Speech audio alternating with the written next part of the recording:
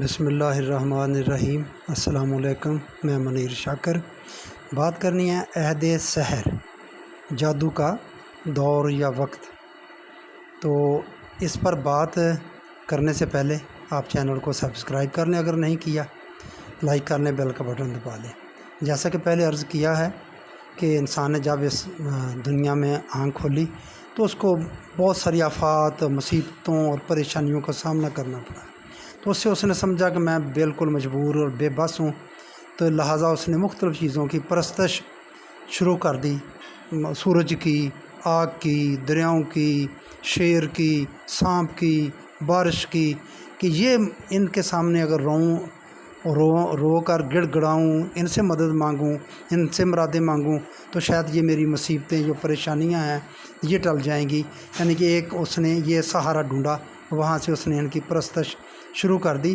بنیادی چیز یہی تھی کہ وہ اپنے آپ کو مجبور، بے بس اور بے سہارا سمجھتا تھا کہ میں کچھ بھی نہیں کر سکتا۔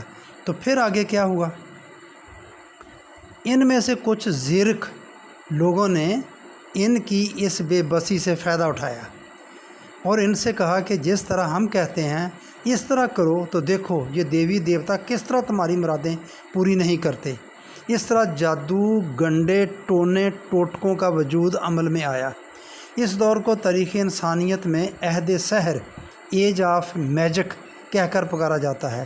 اس سے انسان میں اپنی قوت کے احساس کی کچھ نمود ہوئی، یعنی یہ کہ انسان فوق الفطرت قوتوں سے اپنی مرضی کے مطابق بھی کچھ کرا سکتا ہے، یہ احساس اس میں پیدا ہوا۔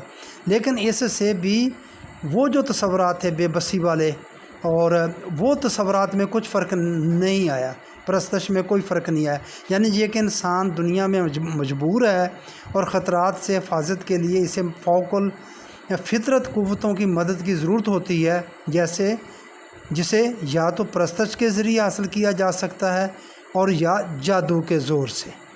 ان چیزوں پر وہ پختہ رہا کہ ضرورت ہے ان کی۔